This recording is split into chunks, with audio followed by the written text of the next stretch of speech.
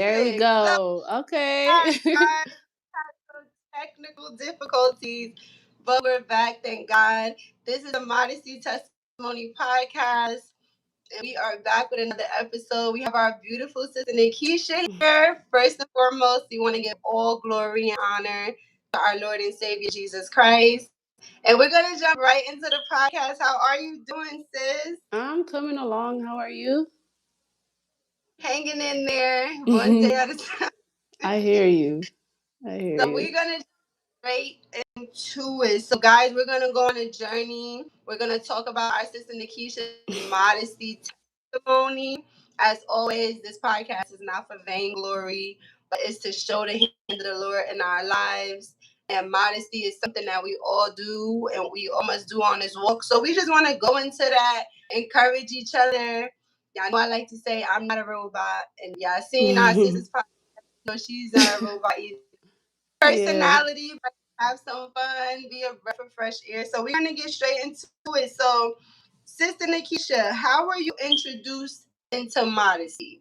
Okay. So I gotta go way back to me as a newborn. I grew up in, apostolic church, and that's where I first got the knowledge, introduced to modesty. Now I call it the modesty, but from like the apostolic view, because I say apostolic view because um where I grew up, where I was raised, the church that I was going to before holiness, there was like a certain look, to the way they dress, kind of like old school. And yeah, so I knew, like, that I should not be wearing pants. I knew of, not flaunting yourself, not dressing to appeal the eyes, especially of men. And yeah, I grew up with that, but I wasn't rooted in it, if I can put it like that. Also, like, I used to play sports. I used to play soccer, and like I was allowed to wear shorts, so that kind of like played with my mind a little bit. And also, we would wear head covering in church, but especially us young folks, we would not be really required to like wear it outside of church. So, I wasn't solid with the head covering and all of that stuff. So that's how I grew up pretty much. But um if I can say, if I'm not mistaken, throughout my whole like entire family, aside from my parents, my brothers, we were the only one that were apostolic, and so to speak. And I did not like that at all. I did not like being different. I did not like the way they dress, because, like I said, it was kind of old school. So I just knew what was there. Yeah. And at that time, hearing apostolic was like, Apple what? Like, what is that? So I was really, I was really embarrassed. I did not like it. I did not want anything to do with modesty at all. Um, Wow. yeah, it was. I felt like I was. I don't know if you want me to keep going, because it's a lot. It's a lot. It's the first time that I'm actually talking about my modesty journey, so you kind of bring me back. But Yes. I came into holiness in my late teens. So throughout all up until I came into holiness, I will say that I was living a double life within what I knew. Um, I was that girl that would dress like this at church, but at school you would not recognize me. Like, I would have to like duck, hide, plan, like all the things just to wear pants, just to wear the little fake hairs that I was able to get my hands on, because my parents would not provide it for me. So it was a journey. It was tough. It was stressful living that double life. Um, Especially when you know better, you know. But I was still determined to go after the worldly attire. So yeah, you can ask your little questions. I will stop right here Yeah, for now. that's in here. That gives me some questions to ask. That's interesting to hear. So, what would you say during that time influenced you to go after the worldly attire? Like, was it so much like TV or movies and music? Like, what was it for you then? It was my surrounding, school. I started going after like wearing pants behind my parents' back from like I was the age of probably 10. So I was in over here like elementary school. So it was really like my surrounding, my like I said, we were the only apostolic in my family. So my Yeah. cousins, they would be worldly. I would see them and they kind of pick on not really pick on you, but you can tell like, yo, like like that's sad in their eyes. But it was tough. That's not really TV. And then it's just really my surrounding, honestly. Okay, your surroundings, like your family and everybody who Hmm. said they weren't Yeah, in apostolic. Okay, so let's see what was going on like in school. Was a lot of people following like after the worldly stuff and everything like that? Did that influence you also, like school? Like, did you of guys course. listen to any type of music that was also an influence during that time? Yeah, it was school. School was the school was a bad influence for me. I was not strong mentally, and I Mm. believe it's because also I was the only one in the family, so I didn't have that support from like I feel like what would have helped me is to have support from people my age and that like I will see often. Like for example, you see your church sisters and brothers every Sunday. That's how it was at the time. Like I was young, so I would just go to service, go home, school. So, but like outside of church, I would have my cousins and the school. So that had more of a grip on me. But if I had like let's say a solid group of church sisters, um, where like even outside of school I would like constantly see that, constantly have the encouragement as that young little girl. I feel like that probably would have helped me. Afterwards we started like when we were like getting older and started able to like kind of go out a little bit more. That's when I seen a little bit of a difference and like comfortability, like okay, all right, it's not that bad and stuff like that. So did I answer your question? Yeah, Okay. that did answer. That was good. That's definitely important in modesty, especially like you said, as a younger sister, having like a group of people around you, having that encouragement from the younger sisters and everything. You seeing them dress modest, everything. So you're like, Hmm. okay, cool. Continue. That's definitely some support. You know. So when did your transition start to happen into modesty? When you in holiness, like what happened from apostolic to holiness? What happened in the middle? Okay, so my introduction to holiness was through my parents. Um, that's a testimony within itself. So it'll kind of be brief, but my dad would be like, "Oh, if you want to really learn about the Bible, because I guess he's seen the way that I was going, which it wasn't the right way. So he was like, he would randomly say like, "Oh, if you want to learn about the Bible, like listen to this guy." And I'm like, "But Wow. we're in church. Like, what do you mean? Why am I listening to somebody else?" Like, I was at that time I was getting comfortable with calling myself apostolic, so I was trying to be rooted in that. But he will be like, "Oh, listen to," you know. So after that, one day I don't know how that happened. He would play it in the car, and then afterwards, like something I don't know what point, but something just say, listen to him, because my dad keep talking about him. So shoot, let me let me listen to him. But I would listen to him secretly. So because like I said, I was still living that kind of double life. So I would listen to it secretly. I didn't want my parents to know that I was listening. I was trying to change. Um, and then fast forward, like it's when I really the teaching is what grabbed me. PJ's voice, well, God through him really caught my attention, and he was really speaking on what I was doing, the double life. you're living like this at home. You're going to church like this at home. You're going to church like this, but then out in the world, in school, you're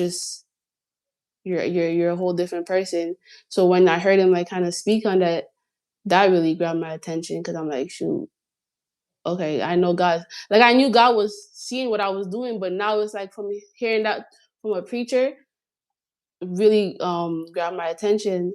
So then I was watching the telecast and I would just see like the beauty of modesty. You see the congregation, you see the difference. And I was seeing young sisters and I was seeing different styles. Like I said, where I came from, it was just that apostolic view. It was really, to me, old school. But it was like, I didn't like it, bro. I'm not even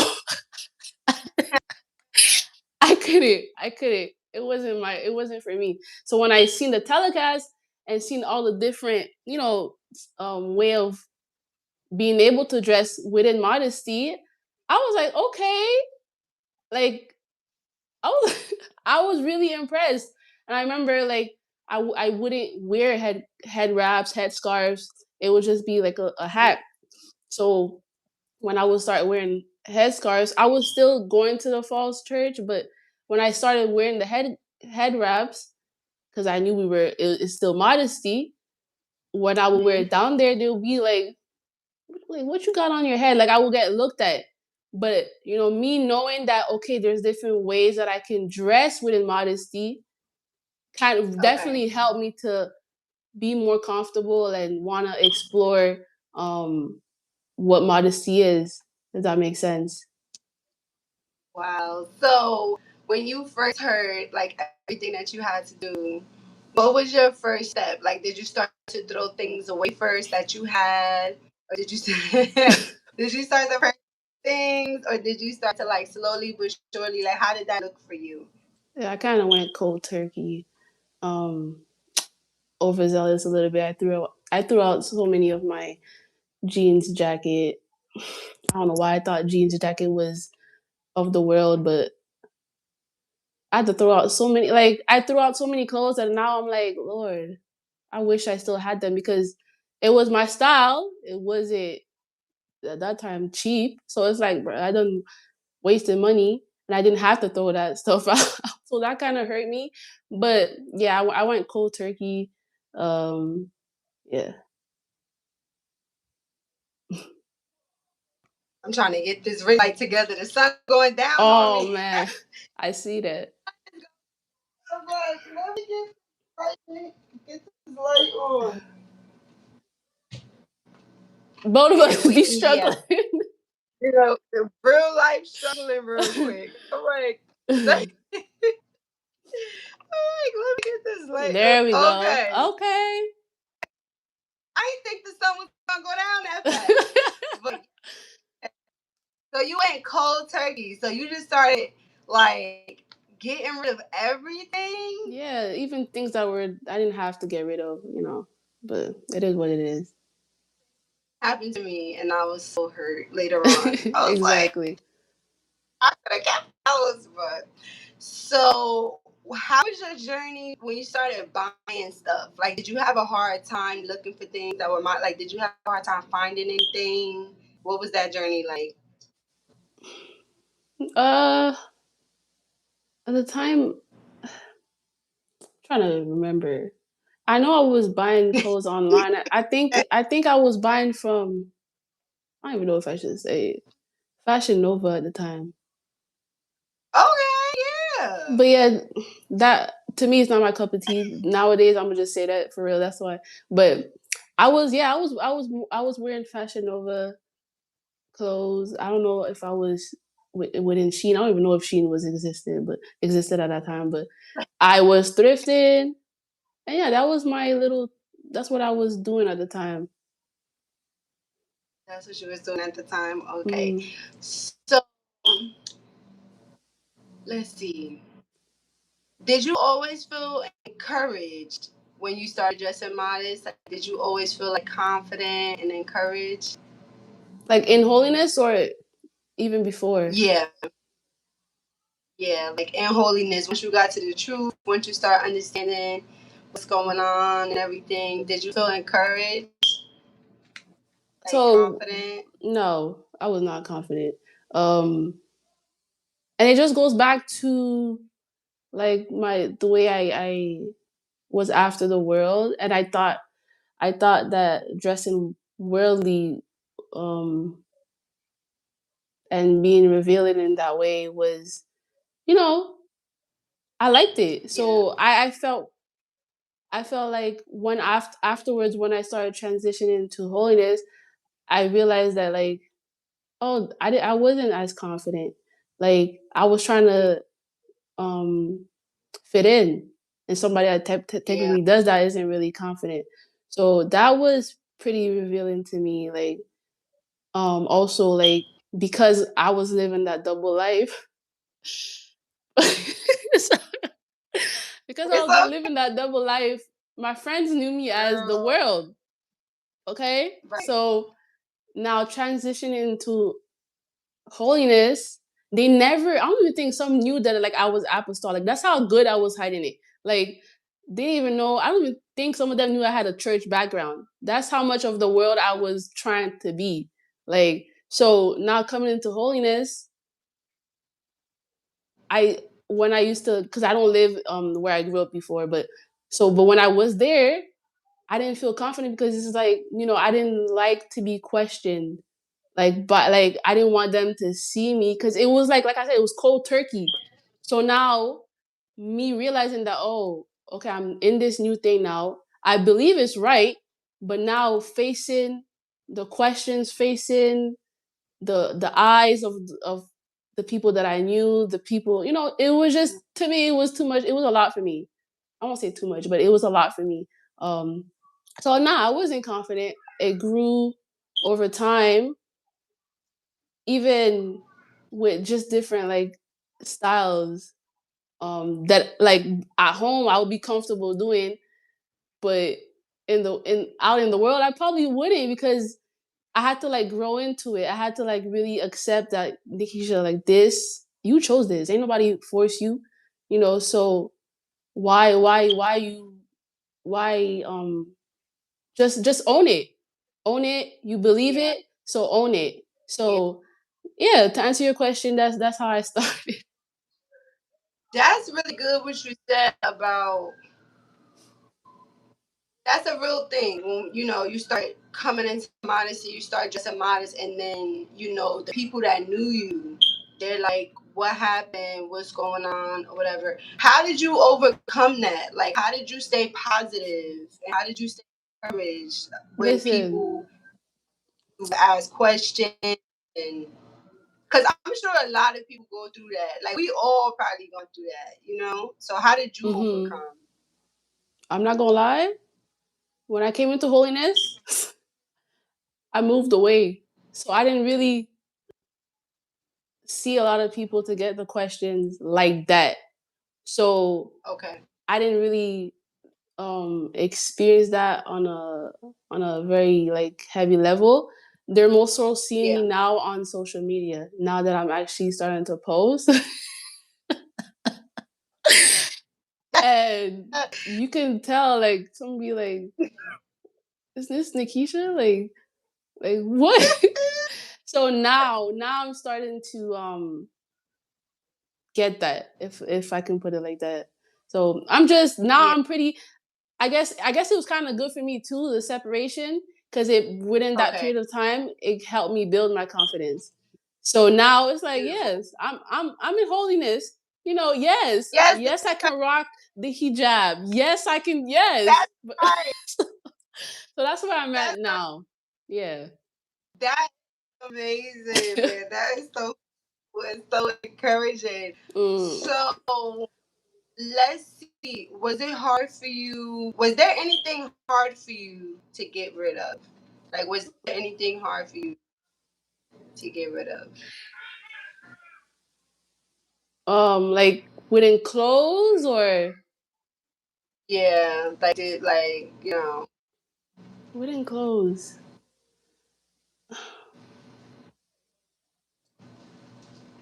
Not really. It was probably just hard for me to. I was gonna say put on the head covering. Okay. Not so more give up. Yeah, I don't think so.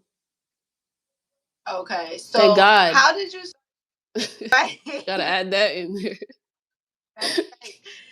How did you start to find styles apart from watching the telecast? How did you start to find your way of how you wanted to wear your head wrap? Like, were you just trying things out?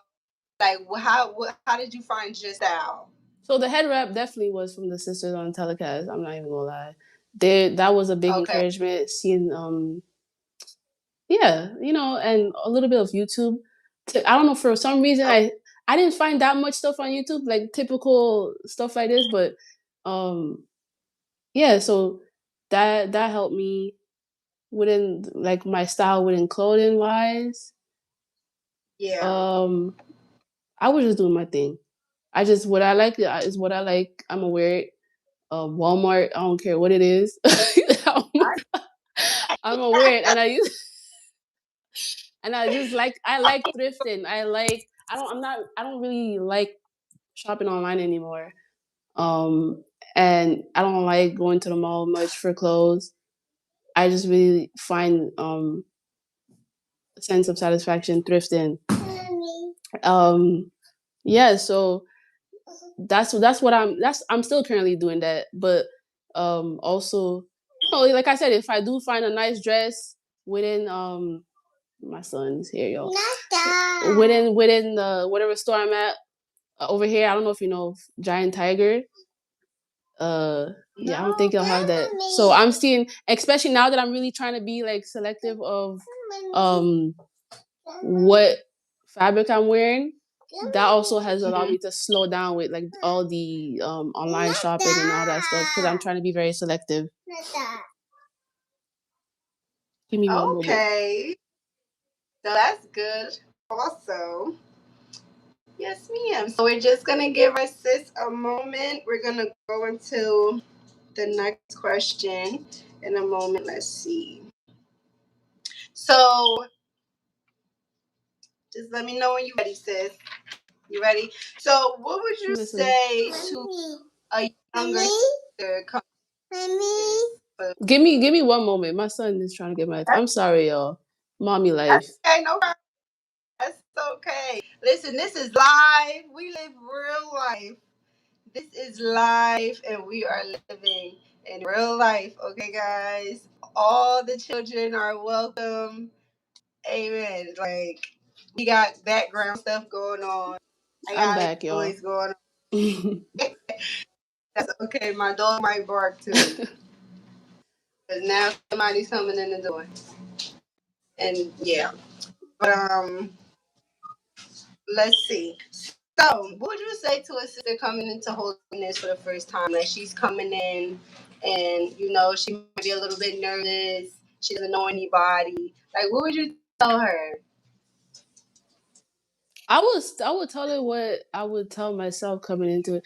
It's like, I know a lot of people, when they come in, they feel they go through like a lonely period. I don't know if just from what I heard and from what I experienced myself, but that's necessary in my opinion. Okay. It will help you to really see and know yourself. Don't compare yourself to anybody coming in. Everybody's journey is different. I try to be wise of what I say, but it's really your journey. Like, don't be fake with yourself.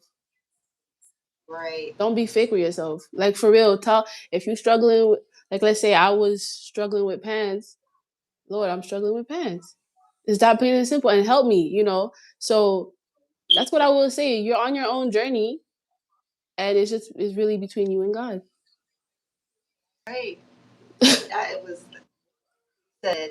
So if she's looking for places to find modest clothing and she doesn't know where to shop, what would be some good, affordable places you'll tell her? Like, you touched on fashion. You might find a little something up there. You might find a little something up there. What would you tell her? I don't know about Fashion Over today. But I would just start with thrifting if you're comfortable with that. thrift. Yeah. If you got a Walmart, go to Walmart. It's just, something quick that you can grab. And then, Yeah. I don't think it'll be like wise to go buy all of these expensive clothes. And even though, let's say, because I kind of experienced that myself, like, oh, I'm buying all these clothes that were modest, but it wasn't my style. So I didn't end up giving them away. So it's like, it's best to start small. You can't go wrong with a black skirt. You can't go wrong with the neutrals and all that stuff. So start with that, the basics, and Yeah. Yeah. I agree with that. That's what I did. Basics for sure. I started with the basics. So, do you feel like, okay, when we're talking about modesty and modest, do you feel that the media and the music today is playing a big role in how like people are dressing, as far as the young women and the men? Like, do you feel like the media and the music videos and everything is playing a big part of that? Definitely. Like, media has a part in almost everything, and if you're watching it, if you're, yeah, it really depends what you're taking in as well. So Yeah. you could take in, there's some media that's good, some media that's bad. So, but it definitely, especially for a youngin who's probably not mature, my lord. If I was struggling back then, if I was struggling the way I was, and social media wasn't even like that, like the phones wasn't even like that, I can't imagine what it's like today. I don't know. Oh my goodness. So, as we're wrapping up, we're going to be coming to a close shortly. Sister Nikisha, how do you feel in modesty today? Like, how does Nikisha feel modest today? How do you feel? I appreciate modesty. I appreciate it, and I'm still learning to appreciate it, especially in the summer. I'm currently sweating. Oh, that's a whole nother conversation. Like, but I appreciate it. Like, when I was chasing the worldly attires, trying to fit in and stuff like that, um, during that time I felt like, oh, I'm doing my thing. Like, you feel good. You feel good physically. Like, you feel like you're just doing your thing. But especially for someone that like me, who knew better, although I wasn't apostolic, that root was still within me. Of you're not supposed to be dressing like that. Like, God could cut you off while you wearing the pants. Like, those thoughts will really be in my head. But I was so determined. So, while I was in that phase, although I was wearing the clothes that was seemed to be appealing to me and whatnot, and I felt, in fact, the best way, I don't know why, but to me, I felt light. Like, you're not wearing so much clothes when you're in the world, so to speak. I don't know. So now, but although I felt light physically because I was chasing the things that I wanted, spiritually and mentally, I felt so like heavy, so like I felt like the weight like was on me of better. So now, being able to accept modesty without anybody forcing me into it, um I appreciate it. And now that I do gotta put on more clothes, cover myself up, even though I physically feel kind of, you got more clothes, so you feel more heavy when not. But although I feel a little bit heavier, with all the clothes that you gotta get covered up with, spiritually and mentally, I feel lighter because I know that God is pleased with that. He ain't pleased with everything that I'm doing. But with that, he can see the effort. He can see, okay, my daughter's trying to obey. I'm not like, perfect with modesty, like the way he wants me to be. But I'm not where I used to be, and I'm thankful that embracing modesty for me has helped me to let go of that double life. It has helped me to respect myself. Yeah. My parents, oh my God, I put my parents through a lot. So them seeing, me now, okay, she's actually embracing modesty, even though it took all this time. I'm sure, and I know they taught me, like, I'm thankful now that I see that they're proud of it. Now that I'm married, I'm it's respecting my husband. I ain't going out looking any type of way for men to be looking at me. Right. Um, Right. Now that I have kids, I'm their first woman that they're seeing. So they're learning, okay, this is how you're supposed to dress. And it's really encouraging because, like, even a couple weeks ago, like one time I was even going outside. I don't know for what reason my son thought I was going outside. And I was home. I didn't have like my head covered. You gotta let your hair breathe sometimes, y'all. Let your scalp breathe. But for some reason, he thought I was going outside. He was like, mommy, no, your head got to be covered. And I'm like, Oh my yeah, you got to acknowledge it, but I had to tell him, like, mommy's not going outside. So modesty really is helping me to be free, spiritually, because I know God is pleased with that. That was a long answer. Right. That was I'm just waiting for I'm listening.